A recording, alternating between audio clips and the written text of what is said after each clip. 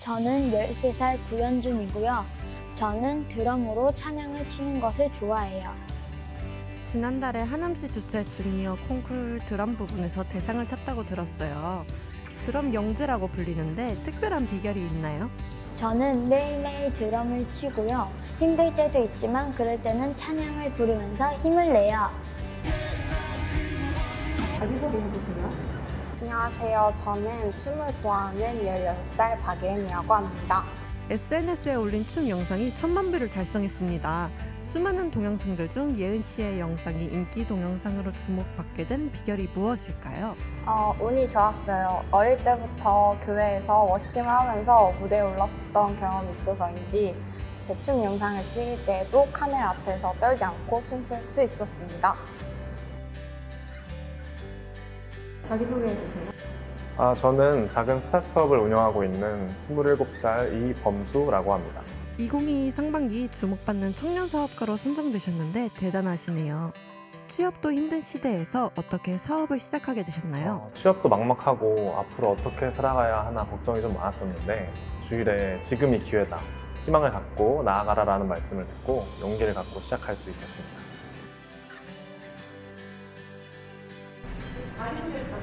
네, 안녕하세요. 저희는 하남미사에서 함박스테이크집을 운영하고 있는 신우이 이기쁨 부부입니다. 하남에서 나만 알고 싶은 맛집으로 소문이 자자한데요. 손님들이 끊이지 않는 비결이 있을까요? 먼저 저희는 신선한 재료를 준비하고 있습니다. 뭔가 특별한 것이 있다면 새벽 기도로 시작을 하는 것인데요. 새벽에 일어나는 것은 힘들지만 말씀과 기도로 하루를 시작하면 저희도 많이 힘이 나더라고요.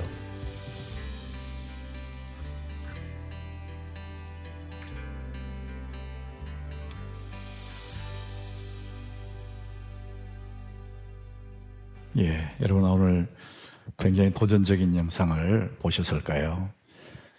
저마다 자기 방면에서 성공한 사람들은 자기만의 어떤 비밀이 있다는 것이죠. 그분만의 자기만의 어떤 비밀, 노하우. 오늘 말씀의 제목이 하나님의 시크릿 코드, 비밀 코드. 이 세상을 바라보시는 하나님의 시크릿 코드가 있고 우리 개인에게도 나름대로 성공하는 사람들 그만의 비밀 코드가 있다는 것이죠. 제가 오랜만에 한 6년 전에 읽었던 그 책을 다시 이북으로 이렇게 한번 리뷰를 했었습니다, 어제. 그 책은 좋아 보이는 것들의 비밀, 이런 책 제목인데 6세, 7세, 8세까지 새로 찍혔대요. 그 책이 굉장히 잘 팔리고 유명한 책인가 봐요. 우리가 이제 그 책에서 이런 얘기를 해요. 좋아 보이는 것들에는 비밀이 있다는 거예요. 예를 들면 큰 백화점 1층에 들어가면 거기에 진열되어 있는 모든 상품들이 굉장히 고급스러워 보인대요. 그게 사실이잖아요. 그리고 거기에 진열된 상품뿐만 아니라 그 물건을 팔고 있는 직원들, 그 사람들도 보면 다 예뻐 보인다는 거예요. 정말 좋은 상품을 갖다 놨을까? 예쁜 사람만 거기에 모아 놨을까? 그렇지는 않을 거다. 거기에 비밀이 있다는 거예요. 또 이렇게 말합니다. 우리가 이제 청춘 남녀가 선을 볼 때 공원 벤치에 만나서 첫 만남을 가졌다. 그러면은 깨어질 확률이 아주 높대요. 반대로 고급 호텔 커피숍에서 첫 선을 보면 연결될 확률이 아주 높다. 왜냐? 거기에도 비밀이 있다는 거예요. 이쁘게 보인다는 거예요. 왜 그럴까? 어떤 비밀이 거기에 숨어 있을까? 좋아 보이는 것들에게는 몇 가지 비밀이 있지만 가장 크게 두 가지가 있다는 겁니다. 첫 번째가 색깔입니다. 사람은 색을 보잖아요, 색을. 두 번째가 조명입니다, 조명. 그래서 백화점 1층에 그 조명은 그 상품들이 굉장히 돋보이도록, 거기에 있는 사람들이 예뻐 보이도록 딱 맞춰 놓았답니다. 우리는 보통 조명 그러면은 이 빛의 양, 밝기를 얘기하잖아요. 이 밝기는 룩스라고 얘기해요. 근데 또 하나의 측정 기구가 있는데 빛의 온도를 얘기한답니다. 그 빛의 색깔을 수치로 측정하는 그것을 켈빈이라고 하는데요. 그래서 룩스와 켈빈 이 두 개가 있는데 이 켈빈이 백화점 1층에는 3500켈빈이랍니다. 그러면 물건이 굉장히 돋보이고 사람이 예뻐 보인다는 거예요. 고급 레스토랑 카페에도 거기에 잘 맞춰서 이 온도의 색깔을, 빛의 온도를 딱 맞춰놨다는 거예요. 그게 이제 비밀이라는 겁니다. 우리가 가보진 않았는데 저 찾아보는 게 있더라고요. 근데 저 강원도에 원주에 아주 소문난 스테이크 집이 있대요. 근데 거기에 스테이크 집이 유명하게 소문이 났는데 어떤 소문이 났냐? 그 스테이크 집에는 예쁜 사람만 찾아온다. 이런 소문이 났다는 거예요. 말이 안 되잖아요. 스테이크 집에 그 음식이 맛있다. 이런 소문이 나야 되는데 이쁜 사람만 찾아온다. 이런 소문이 났다는 거예요. 그래서 이 책 저자가 가봤대요. 그 가보고는 아하, 이유가 있다. 딱 한눈에 알아봤대요. 테이블마다 촛불을 켜놨더라는 거예요. 그 촛불이 2500켈빈이랍니다. 약간 어둡고 그러면서 안 좋은 모습은 다 가려지고 좋은 모습은 돋보이게 하고, 그래서 이쁜 사람들만 온다 이런 소문이 날 만큼 사람들이 그렇게 거기에 비밀 시크릿 코드를 심어놨다는 것이죠. 저는 이거 보면서 참 세상에 사람들이 굉장히 연구를 많이 했구나 이런 생각이 들어요. 절대 밖에서 선보지 마세요. 오늘 여러분 이 사부 예배가 이 빛의 온도를 조절해 놨거든요. 싹 가리고 이게 좀 마음이 흐릿한 사람 잠 오기 좋게 만들어 놨어요. 그런데 정신을 차리면 굉장히 편안한 색깔을 만들어 놓은 거예요, 이 시간에. 여러분, 우리가 사는 세상에는요, 곳곳에 비밀이 숨겨져 있어요. 온도 색깔을 잘 조정해서 사람들의 마음을 사서 물건을 많이 팔고 이익을 챙기려고 하는, 그래서 세상의 욕망에는, 이 세상의 비밀은 욕망이 있어요. 욕망. 그 욕망의 비밀이 있는 거예요. 그런데 또 하나의 시크릿 코드, 비밀이 있어요. 하나님의 나라의 비밀이 있어요. 세상은 욕망의 비밀이 있는가 하면은 하나님 나라에는 그 완전 반대예요. 은혜의 비밀이 있는 것입니다. 구원의 비밀이 있는 거예요.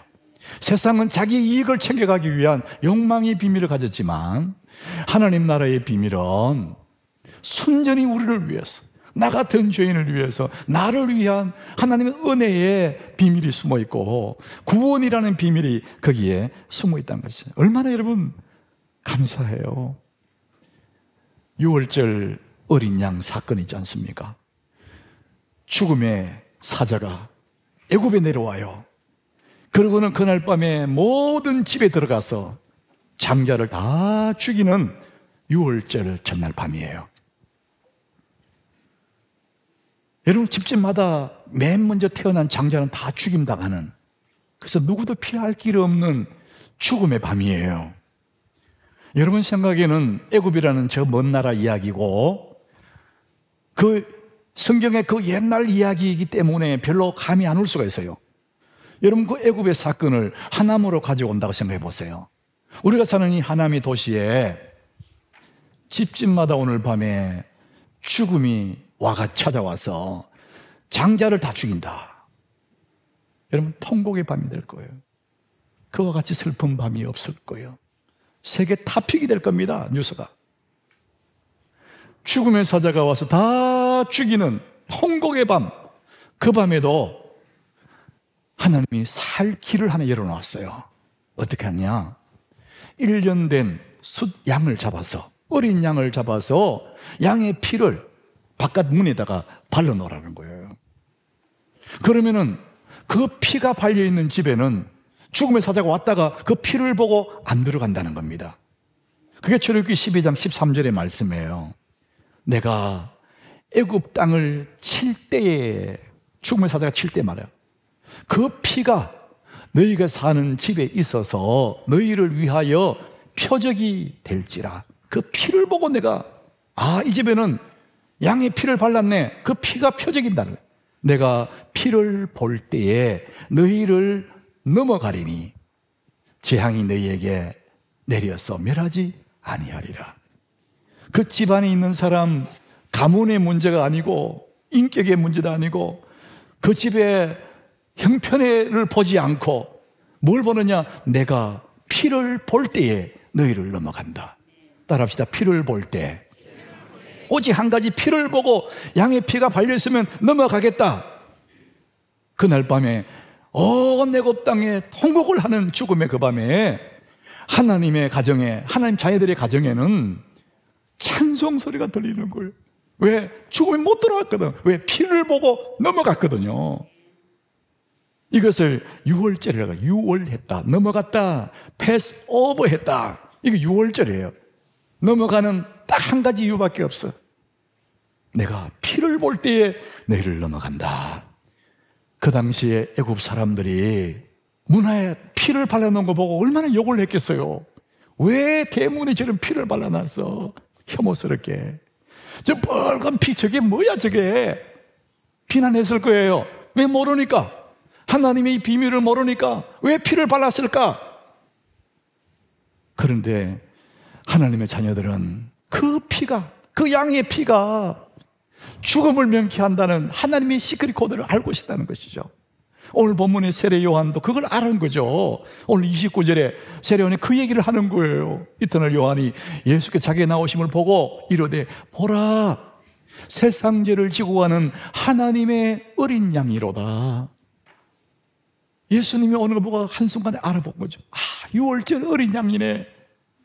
우리가 죽을 그 자리에 하나님의 어린 양이 세상 죄를 지고 갔기 때문에, 죽으셨기 때문에 그 죽음이 못 들어오고 넘어갔던 예수님의 그 어린 양이 그것을 한순간 알아본 거죠. 하나님의 시크릿 코드, 예수님을 알아봤다는 것이죠. 이사야 53장 6절에도 그 얘기를 합니다. 우리는 다 양 같아서 그릇 행하여 각기 제 길로 갔거늘. 우리 같이 읽습니다. 여호와께서는 우리 모두의 죄악을 그에게 담당시키셨도다. 우리의 모든 죄를 그분이 다 가지고 가셨다는 거예요. 내가 지고 죽어야 될 인생인데 유월절 어린 양 되시는 예수님이 우리의 죄의 짐을 지고, 하나님은 우리의 죄악을 그에게 담당시켜서 그 짐을 지고 십자가로 가서 죽으셨다는 것이죠. 이것이 하나님의 시크릿 코드입니다. 세상 사람들이 이걸 모르는 거예요. 아니, 나사렛 예수가 무슨 구원주냐? 눈으로 볼 때는 어리석같이 보이지만은 하나님의 시크릿 코드는 예수 그리스도의 십자가입니다. 골로새서 2장 2절에 하나님이 말씀합니다. 하나님의 비밀인 그리스도를 깨닫게 하려 합니다. 그리스도가 누구냐? 하나님의 비밀이라는 거예요. 하나님 비밀인 그리스도를 깨닫게 하려 합니다. 남들은 볼 때 나사렛 예수다, 목수의 아들이다 이렇게 말하지만 하나님의 비밀인 그리스도, 그 다음 절에 보니까 그 안에, 그 그리스도 안에, 하나님의 비밀인 그리스도 안에는 지혜와 지식의 모든 보화가 감추어져 있느니라. 하나님의 시크릿, 예수 그리스도의 십자가 안에는 지혜와 지식의 모든 보화가 감추어져 있답니다. 여러분, 우리가 이 하나님의 비밀인 예수님을 우리가 알게 됐고, 그 예수님 때문에 내가 살게 되고, 내 죄를 가지고 가시기 때문에 나는 영생을 얻게 된 은혜가 얼마나 감사합니까? 우리가 뭐 뛰어난 사람이어서가 아니고, 내가 뭘 막 노력해서가 아니라 하나님의 비밀인 시크릿, 그 예수 그리스도를 우리가 믿게 되고 알게 되고 그분을 따르게 된 것이 너무너무 감사한 하나님의 은혜입니다. 여러분, 하나님의 은혜에 감사하시기 바랍니다. 큰 복을 받은 거죠. 스펄전 목사님, 아마 다 이름은 아실 거예요. 스펄전. 이 스펄전 목사님은 본인이 유명한 목사지만 그분이 목사의 아들이래요. 그래서 어린 시절, 10대 시절에 목사의 아들로 자랐지만 큰 마음의 고통들을 경험했다는 거예요. 심적인 고민과 고통이 너무 극대는 거예요. 그러면서 자기의 심경을 이렇게 표현했어요. 나의 세계는 태양이 없는 하늘이었다. 너무 힘들고 어려워서 자기의 심경의 표현이, 자기 내면의 세계는 태양이 없는 그런 하늘 아래 살고 싶다는 거예요. 하나님 앞에 내 죄가 너무 중하여 아무런 소망이 없어 보였다. 그래서 나는 기도했다. 내가 얼마나 기도했는지 하나님은 아신다.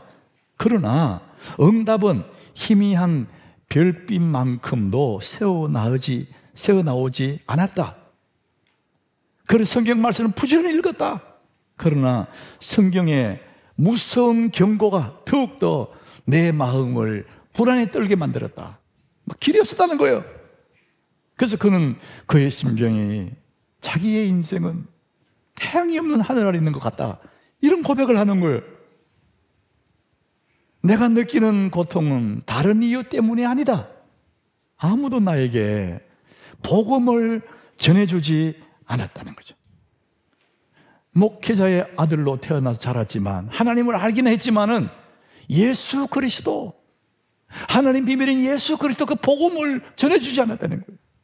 그러니까 그는, 그의 세계는 태양이 없는 하늘 아래 있는 것 같다. 이런 고백을 하는 거죠.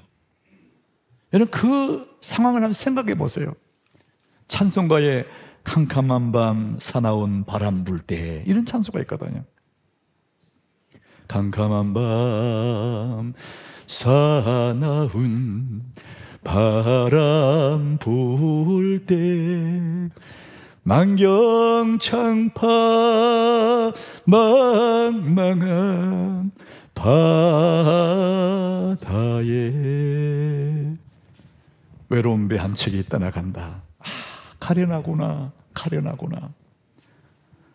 여러분, 그 넓은 바다에, 깜깜한 밤바다에 일려편지 배 한 척이 떠간다. 얼마나 불쌍하고 가련하고. 이 스펄전의 어린 시절에, 그 10대 시절에 자기 인생이 그랬다는 거예요. 자기 인생의 세계에는 태양이 없는 하늘에 사는 것 같았다. 왜 그러냐? 그의 마음에 그리스도가 없었다는 거예요. 예수님이 안 보였다는 거예요.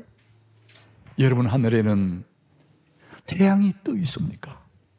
우주 예수 그리스도, 내 인생의 태양, 의의 태양, 예수님이 있는 하늘 아래 내가 살고 있느냐? 우리가 예수를 믿지 않는 사람이야 당연히 그의 인생 세계에 예수가 없죠. 태양 없는 하늘에 사는 거 당연하죠. 그 아무리 예수 안 믿는 사람이 대단한 성공을 했다 할지라도 그는 사실은 태양 없는 하늘에 사는 거 같은 거거든요. 그건 너무나 당연해요. 그런데 예수를 믿는 우리들이 하나님을 아버지라고 부르면서도 마치 태양이 없는 하늘에 있는 것처럼 망망한 밤바다를 떠가는 배처럼 그렇게 느껴지는 이유가 있습니다. 여러분 중에서도 아마 그런 사람이 있을걸요. 너무 걱정되고 답답하고 염려되고 두렵고 잠도 안 오고 깜깜한 밤바다에 떠가는 일려편주 같은 인생, 희망이 안 보이는 사람이 있을걸요. 왜 그렇습니까? 이유는 한 가지예요. 죄의 구름이 태양을 가리워서 보이지가 않게 하는 거예요. 걱정, 근심, 죄의 구름이 쫙 가려버리는 거예요. 그러니까 안 보인단 말이죠. 오늘 우리 광고에 캠핑 철치 광고가 나왔어요. 우리 수양관에서 이제 거기서 아이들과 함께 야영을 하면서 하나님을 노래하는 캠핑 철치. 여러분, 지금 이제 야영 계절이 돌아왔지 않습니까? 근데 아침 저녁으로 지금도 추워요. 그러다 보니까 텐트 안에 난로를 피우거든요. 그리고 자다가 거기서 발생하는 일산화탄소 때문에 중독되고 어려움 당하는 사람이 많거든요. 조심하셔야 돼요. 우리나라가 잘 살게 된 지 얼마 안 됐거든요. 전국에 다 연탄을 피웠을 때가 있었어요. 지금도 그런 분이 있어요. 연탄 가스가 새어나와가지고 그걸 마시고 사람들이 정신이 돌아가거나 몸이 마비가 되고 죽은 사람도 있고 그건 많거든요. 색깔도 없지요. 냄새도 없지요. 그러니까 눈도 안 보이고 냄새도 없으니까 조용히 들어와서 우리 목을 쪼는 거. 모르는 거예요. 저도 가만히 돌아보니 내 젊은 시절에 연탄 가스에 중독이 몇 분 된 것 같아요. 머리가 띵 하고 골이 흔들흔들하고. 그렇지 않았으면 굉장히 똑똑했을 텐데 그것 때문에 내가 지금 약간 희미해졌어. 그래도 이만큼 사는 하나님 은혜야. 눈에 안 보이는 거예요. 그 가스가. 그 냄새도 없어요. 그 조용히 들어와서 우리 목을 쪼는 거예요. 그러니까 무방비 상태란 말이죠. 여러분, 이 죄가 그럽니다. 죄가 냄새도 없고 모양도 없고 조용히 우리 영혼에 들어와서 우리 영혼의 목을 확 쪼는 거예요. 그래서 사람들이 너무나 힘들고 답답하고 괴로운 거예요. 하나님을 믿으면서도 하나님이 안 보이는 겁니다. 여기 눌려가지고. 창세기 2장 17절에 보니까 하나님이 동산에 있는 모든 열매들을 다 먹어라. 그러면서도 한 가지만 지켜라. 네가 선악을 알게 하는 나무의 열매는 먹지 마라. 그렇게 말씀하셨거든요. 그리고 네가 먹는 날에는 정령 죽으리라 하는 경고가 있거든요. 그런데도 인간은 하나님 말씀을 어기고 그 선악을 알게 나무를 먹었어요. 그러니까 그때부터 아담과 하와 이후부터 죽게 되는 거죠. 죄의 짐을 지게 되는 겁니다. 뜻 모르게 조용히 가슴이 무거워요. 삶이 힘들어요. 고달퍼요. 그 죄의 짐인 것입니다. 그 예수님이 이것을 수고와 무거운 짐이라 그래요. 세상에 수고 무거운 짐 안 진 자는 아무도 없어요. 왜? 아담과 하와의 후손들이니까. 그래서 사람들은 괴롭고 답답하면 누군가를 찾아가서 막 얘기를 해요. 좀 시원하려고. 너무 답답하니까.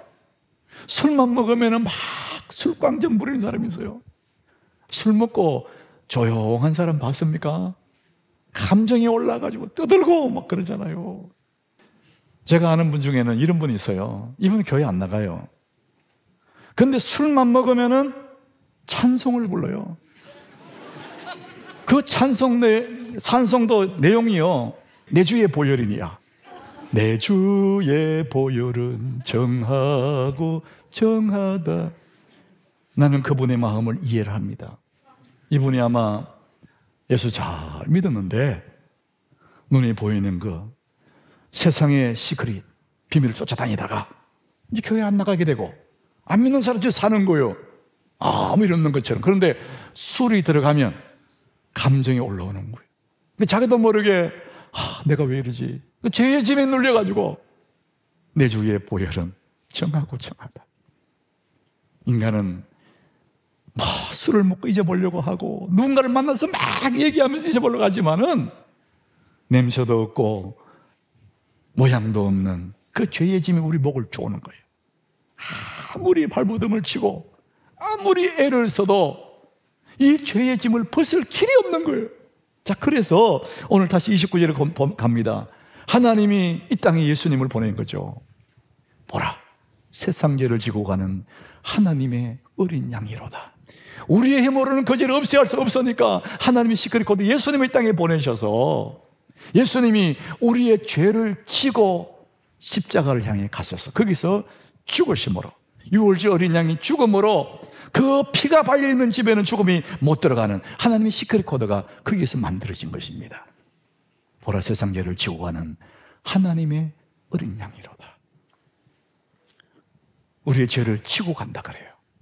예수님의 두 어깨에 우리의 죄, 우리의 목을 쪼아는 그 죄들을, 세상의 죄를 지고 십자가로 갔습니다. Take away, 가지고 가버린다는 거예요. 그분이 가지고 가서 내게는 없는 거잖아요. 원리적으로. 이게 얼마나 큰 은혜인지 모릅니다. 내가 뭐 뛰어난 사람도 아닌데 예수님이 내 죄를 가지고 십자가에 가지고 거기서 죽으셨다. 이것이 하나님의 시크릿 코드입니다. 여러분, 세상 사람들은 예수님을 알지 못합니다. 유월절 어린 양의 피를 왜 저리 발라놨냐, 뭐를 교회 가느냐 이렇게 말합니다. 나사렛 예수 요셉의 아들 그분이 무슨 구세주냐 이렇게 말을 합니다. 그런데 여러분, 오늘 본문에 이 세례 요한도 다 그렇게 보는데 어떻게 이 세례 요한이 그분이 하나님 어린 양인지 어떻게 알았을까? 33절에 이렇게 말합니다. 나도 그를 알지 못하였으나. 자기도 몰랐대요. 31절도 그 말이죠. 나도 똑같이 말하면 나도 그를 알지 못하였다. 그런데 나를 보내신 그분이 내게 말씀하셨다는 거예요. 성령이 그 위에 임하는 것을 보거든, 누구 위에 성령이 내려 있는 것을 보거든 그가 곧 성령으로 세례를 베푸는 자인 것을 알으라는 거죠. 그 세례 요한이 그런 눈으로 예수님을 이렇게 보는 거예요. 예수님 위에 성령이 쫙 임해 있거든요. 자기가 요단강에 세례 줄 때도 성령이 내려와서 그 위에 임하는 것을 봤거든요. 그러니까 그 예수님을 보는 순간에 아, 이분이 그분이다. 보라, 세상 죄를 지고 가는 하나님의 어린 양이로다. 이렇게 고백합니다. 성령이 그 위에 임해 있다. 이거 그대로 누가복음 4장 18절에 예수님이 그 말씀하셔서요, 이사야의 말씀을 인용해서 주의 성령이 내게 임하셨다는 거예요. 이는 가난한 자에게 복음을 전하게 하시려고 내게 기름을 부으시고, 우리 같이 읽어봅니다. 나를 보내사 포로된 자에게 자유를, 눈먼 자에게 다시 보게 함을 전파하며 눌린 자를 자유케 하고. 예수님에게 성령이 임하고 하나님의 아들 예수께서 그분이 오셔서 뭐 했느냐? 포로된 자에게 자유를, 눈먼 자를 다시 보게 하고 눌린 자를 자유롭게 하고, 그 다음 절에 보니까 주의 은혜의 해를 전파하게 하려 하심이라. 은혜의 해, 희년을 말하는 희년. 예수님이 오셔서 은혜의 해를 선포하면 모든 종들이 제자리로 돌아가요. 여러분의 하늘에 의의 태양 예수님이 오시면은 여러분 모든 복잡한 일들이 제자리로 다 돌아갈 줄 믿으시길 바랍니다. 헝클이 내 삶의 원점으로 아름답게 시작될 수가 있습니다. 이것이 하나님의 비밀, 하나님의 시크릿 코드, 예수 그리스도입니다. 그 예수님은 100가지 문제의 한 가지 답, 예수님입니다. 예수는 우리 인생 모든 문제의 답입니다. 그러므로 여러분 하늘에, 여러분의 인생의 하늘에 의의 태양이신 예수님을 떠오르게 하십시오. 그분이 떠오르면 모든 것이 가능합니다. 어떻게 여러분의 삶 속에 예수님이 떠오르게 하실까? 저는 여러분에게 너무 간단한 방법을 알려드릴 거예요. 깊은 신학적인 논쟁도 아니에요. 너무나 쉬운 겁니다. 따라갑시다. 예수를 생각하라. 여러분, 예수님을 생각하는 거야 누구나 할 수 있지 않습니까? 조금만 마음을, 그냥 예수 생각하면 되잖아요. 그런데 저는 그 앞에 관로를 넣어놨어요. 예수를 생각하되, 다시 따라합시다. 예수를 자주 생각하라. 예수님을 자주 생각하는 겁니다. 이것만큼 더 좋은 방법이 없어요.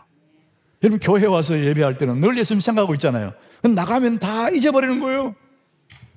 세상의 욕망의 비밀을 쫓아다니는 거예요. 예수 다 잊어버리는 거예요. 근데 예수님을 자주 생각하면 늘 내 삶의 하늘에는 그분이 떠가 있는 거죠. 그 태양이 비춰지고 있는 것입니다.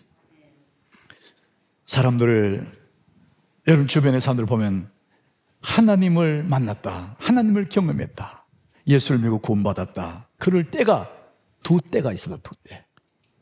첫 번째 때는 인생의 높은 때예요. 모든 것이 잘 돌아갈 때, 나름대로 목표를 이루고 꿈을 이루었을 때, 아, 하나님 은혜구나, 이렇게 해서 하나님을 경험하는 사람이 있습니다. 또 한때는 인생의 가장 저점입니다. 낮은 때예요. 고난의 때입니다. 갑작스럽게 사랑하는 사람이 내 곁을 떠나요. 어느 날 죽음을 보게 돼요. 내 몸에 큰 병이 찾아와요. 사업에 어려움이 찾아오고 실직을 하기도 해요. 이런 인생의 저점, 낮은 때, 그때에 아, 인생이 너무 허무하고 그때 눈을 들어서 예수를 보게 되는 거죠. 많은 사람이 예수를 믿게 되고 교회에 나오는 때가 언제냐? 인생의 저점입니다. 그래서 하나님을 경험하는 두 때, 인생의 높은 때와 인생의 낮은 때, 형통한 때와 최악의 때, 이때에 하나님을 경험한단 말이죠. 근데 여러분 생각해 보세요. 우리가 형통의 때에, 최선의 때, 최악의 때, 이 때는 잠깐이에요. 다 지나가거든요. 그래서 최선의 때가 있고 최악의 때가 있는데 그 사이가 우리는 평범한 일상입니다. 우리는 더 많은 일상 속에 살고 있거든요. 일상 속에서 하나님을 어떻게 경험합니까? 저는 오늘 그 말씀 드리는 겁니다. 예수를 자주 생각하라는 거예요. 여러분, 순간마다 때마다 예수님을 생각하십시오. 그러면 나의 평범한 일상 속에 주님이 계심을 늘 느끼게 되는 것입니다. 로렌스 형제가 쓴 하나님의 임재 연습, 그 책에 보니까 이 얘기를 썼어요. 그분을 홀로 남겨두지 마십시오. 예수님을 가르쳐요. 예수님을 홀로 남겨두지 마십시오. 만일 당신을 방문한 친구를 혼자 두는 것은 무례한 일이지 않겠습니까? 그렇다면 어찌 하나님을 무시한 채 버려둘 수 있습니까? 예수님을 자주 생각하라는 거예요. 문득문득 예수님을 생각해내는 거예요. 그때마다 주님이 나의 구주시, 내 삶의 하늘에 주님의 의의 태양을 늘 떠 있는 것이죠. 이게 첫 번째, 내 삶의 하늘에 의의 태양이 떠 있게 하는 방법입니다. 두 번째, 따라합시다. 예수를 표현하라. 여러분, 표현하는 것은 내 삶의 고백이지 않습니까? 근데 표현하되, 다시 따라합시다. 예수를 자주 표현하라. 그게 자주 생각하고 자주 표현을 하는 거예요. 시편 119장 164절에 다윗이 그랬거든요. 그는 늘 예수님을 표현했어요. 주의 의로운 규례들로 말미암아 내가 하루 7번씩 주를 찬양하나이다. 주님을 찬송하는데 그 찬송이 뭐냐? 주님을 표현하는 거잖아요. 내게 주신 은혜를 표현하는 거거든요. 그게 자주 표현하는 거예요. 하루에 5번, 6번, 7번, 그 숫자 7번을 말하는 것이 아니라 자주 예수를 표현하는 거예요. 주님 감사합니다. 주님을 표현하는 겁니다. 여러분, 우리의 평범한 일상 속에, 단조로운 우리의 삶의 여정 속에 하나님이 어디 계실까? 고난의 때만 계시는 것도 아니고 형통한 때는 계시는 것도 아니고 단조로운 일상 속에 주님이 어디 계실까? 주님은 우리가 감사할 때 그 감사 속에 주님의 임재를 경험하게 될 것입니다. 그래서 주님을 표현하되, 자주 표현하되 감사를 표현하십시오. 감사의 찬양으로 표현하십시오. 주님 감사합니다. 주님을 생각해내고 주님을 표현해내는 것이죠. 그럴 때 여러분의 하늘에는 의의 태양 주님이 늘 비추고 있는 것을 경험하게 될 것입니다. 여러분, 하나님의 시크릿 코드, 예수의 십자가입니다. 죽어서 사는 길을 하나님 우리에게 보여주시는 겁니다. 예수는 십자가를 짐으로, 죽음으로 사는 그것을 통해서 하나님의 큰 뜻을 이루어오신 거죠. 마귀는 그거를 몰랐어요. 어떻게 하든 나사렛 예수를 죽이면, 예수만 없애버리면 승리할 줄 알고 군중을 동원하고 거짓말로 막 선동해서 예수를 십자가에 못 박혀서서 막 소리 질러서 예수를 십자가에 못 박아서요. 예수님이 그 십자가에 죽으셨어요. 우리는 끝나서 우리 이겼어, 승리해서. 마귀는 그것밖에 모르는 거죠. 그런데 하나님의 시크릿 코드는 거기서 죽음으로 다시 사는 부활, 이것이 하나님의 빅픽처입니다. 죽어야 사는 법이시죠. 사람들이 인생 역전을 꿈꾸는 사람 많아요. 점점점 기울어져가는 내 인생 한번 바로 세워보고 싶다. 뭔가 자꾸만 내려가는 내 인생을 다시 한번 끌어올려보고 싶다. 인생 역전을 생각한 사람 많습니다. 여러분, 그렇다면 죽어서 사는 하나님의 시크릿 코드를 여러분 붙잡으시기를 바랍니다. 예수 십자가를 붙잡아야 다시 사는 역사가 있는 거예요. 욕망의 비밀을 붙잡으면 허무할 거예요. 하나님의 시크릿 코드, 하나님의 비밀인 예수 그리스도, 여러분 그분을 붙잡으면 여러분의 하늘에 의의 태양 그분이 떠오르게 되고 기울어지는 내 인생이 바로 세워지는 역사가 일어날 줄로 믿습니다. 여러분, 내일부터 고난 주간 새벽 기도가 시작됩니다. 예수님이 죽으심을 묵상하고 주의 발자취를 따라가면서 주의 죽으심 그 자리에 나도 함께 죽고 부활의 영광을 다시 경험하는 고난주간 새벽 기도가 내일부터 시작됩니다. 여러분, 새벽에 일어나십시오. 인생 역전을 꿈꾼다면 세상 욕망을 쫓아가지 마십시오. 하나님의 비밀인 예수 그리스도를 붙잡으시기를 바랍니다. 죽으면 사는 것입니다.